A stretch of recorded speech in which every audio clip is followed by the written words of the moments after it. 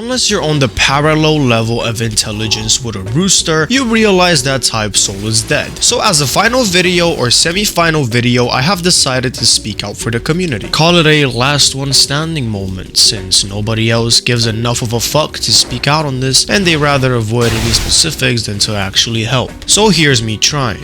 How to improve Type Soul. 1. Cut down on the grind. There's no chance you dipshits genuinely sat down at your computer and went, yes, let's make them work 5 business days to get their mode. Nobody has the time nor the spirit to do 175 raids or climb this dogshit leaderboard system. Games are supposed to give the players a sense of dopamine after achieving something and rewarding them. And all you're rewarded with after losing your sanity for doing 175 raids is a Bankai pop.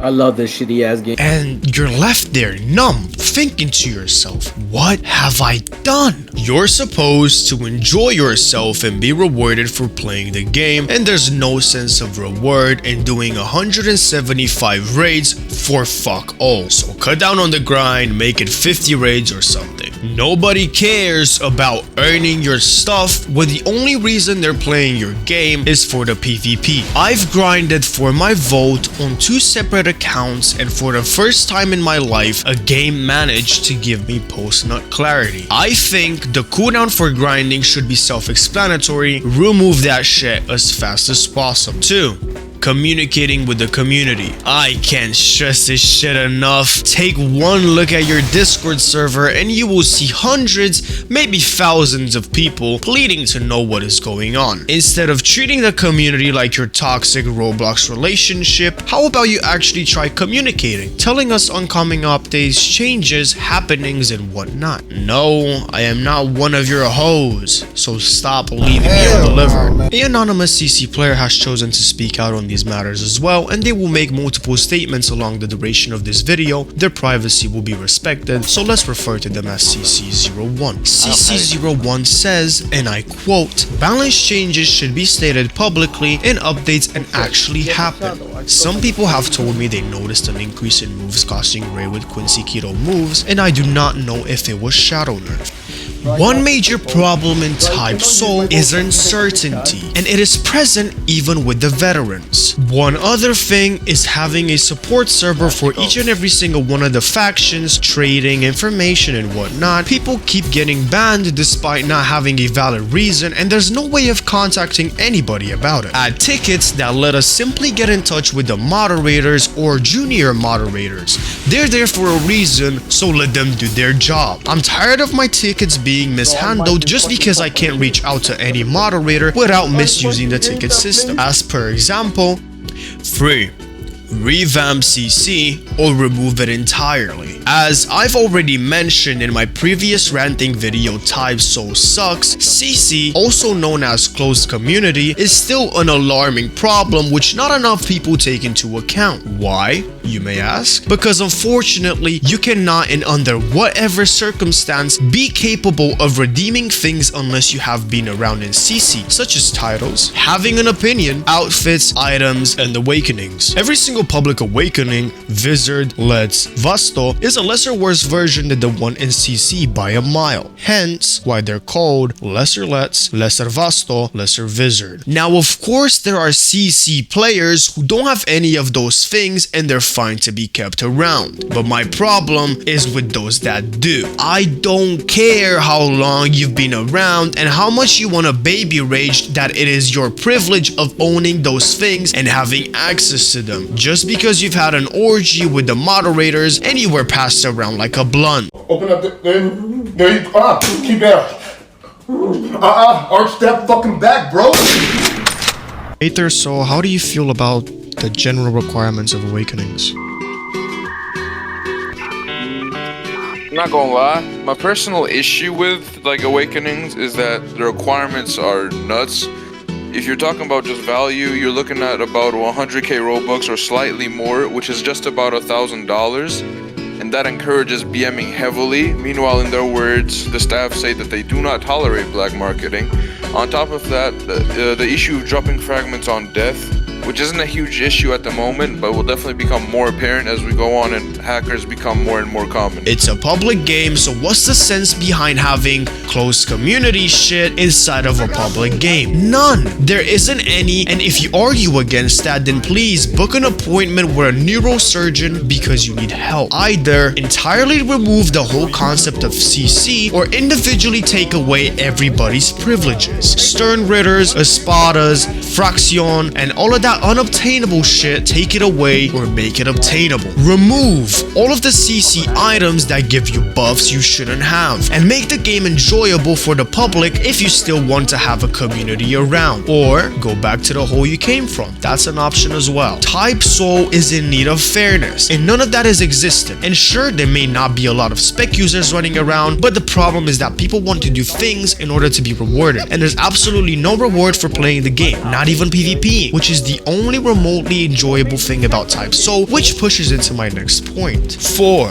Endgame content. I am not entirely certain of what I could possibly suggest here, since I can't speak for the general public on this particular point, but I believe the best thing about Type Soul is the PvP. So therefore, rewarding people for PvPing in endgame would be the best idea, since in reality nobody has the time to sit around and grind PvE for hours on end. Examples of endgame content: hosted tournaments for customized clothing, hosted tournaments for titles, clan fights with rewards like 35 versus 35, arenas with rewards, 1v1s for rewards, 2v2s for rewards, hosted tournaments for low percent drop items, and so forth. You get the point. I don't have to spoon feed you all of this. Add more items in general. It's stupid that the only valuable items are skill boxes and Hogyoku fragments. Make an NPC that lets you give items from your inventory for skill boxes, Hogyoku fragments. For example, 10 Quincy Puffers and 1 Astra Pants for 1 skill box or a Hogyoku fragment, or 5 Quincy Puffers and 2 Astra Pants for 1 skill box or Hokyoku fragment. This of course does not have to be how it works, but it will be a good idea so average players get to touch a skill box without encouraging BM or spending their parents' money, unless you don't want to make them more than 1%. Add an arena game mode, 1v1, 2v2, 3v3, 5v5, 10v10. It doesn't have to be exactly this way, just add arena. Since titles in-game cannot be obtained by non-CC players, adding a rank system that gives the best players titles would be epic. 70% of Type Soul community is competitive and would for sure love an arena game mode or a ranked system. 5. Leaderboard system revamp. Remove and restrict all spec users from being eligible of climbing the leaderboard whatsoever. Oh my god, bro. Oh, hell no, man. What the fuck, man? Take the same leaderboard system, revamp it where it is directly gained from fighting people with the same level of elo inside of a queuable gladiator arena mode, and take the top 200 or top 100 players and make them compete for titles and rewards. Therefore, nobody can complain about someone earning their title for being genuinely good at the game and climbing through the ranks, unlike Jova and Danny, who are giveaway Stern Ritters and don't deserve their title. This way, the entire concept of people getting bodyguarded, sitting in glitch spots, exploiting and so forth will diminish or even disappear. 6. Make some staff members kick rocks and huge power complexes. This game is controlled by friend groups rather than capable people, says CC01. People are being given the world without deserving it out of pure bias, and the rabbit hole gets much deeper than the public eye sees, but I'd rather not get into it. As stated by CC01, we can observe that in reality there's only so much we know, and we might only be seeing the tip of the iceberg. Who knows what other treachery can be happening behind the scene. Jova, for example, went on to mug off 30 people. He had hosted a tournament for a skill box with an entry fee of 1 Shikai reroll, also known as $10 at the time. How did he mug them off, you may ask? Well, in the marketplace, skill boxes went for around 13 to 14 Shikai rerolls, maybe less if you were lucky to get a dumbass to trade you. Anyhow, Jova had hosted this tournament in order to quote-unquote give away 1 skill box while profiting too. Minster, also known as King of Fuego Mundo, who bodyguarded his alt account in a glitch spot, and when I confronted him about it, since it was clearly exclaimed that it's a violation of the rules, he went on to close all of my tickets, ticket ban me, and then eventually muted me forever from the Type Soul Discord server. Now, how does CC players are referred to as high and mighty, trustable, and amazing people, should this act go unpunished? No. but it did. Matter of fact, nobody even took a view at it. It made me realize the favoritism and nepotism inside of TypicalIllusion was on such a large scale when the espadas who had been previously banned and kicked out were given so many chances despite the way they treated the community. And even so, after they were banned, they were left with a message of reconciliation. Ain't no fucking way, bro. I was baffled. So, in generalization, hire some mentally capable moderators who aren't socially awkward and immature, whether they're renowned players within the community, good PvPers or whatnot, you get the point. 7. Customization. I don't know how ugly you cavemen in the staff team are or how crooked your fucking fingers are, but I play on a 60% keyboard and I have some decently sized hands, but I cannot reach anything over 6 without getting fucking arthritis. Add a keybind customizer, it can't be that hard. Character customization. Us Quincy's are stuck to the same boring ass outfit every goddamn time we play, and I've genuinely gotten sick over it. I am sick and tired of the same boring uniform, and this doesn't apply just for us. Please add more customization for every race. Everything cosmetic wise should be free. Why am I charged for not wanting to look like a bug-eyed freak with a V-shaped mouth and double eyebrows? Anyhow, this isn't all of it, but I think it's a good general idea. Let me know what you guys think in the comments. Do you agree, disagree, or is TypicalIllusion meant to be a short-lived ending?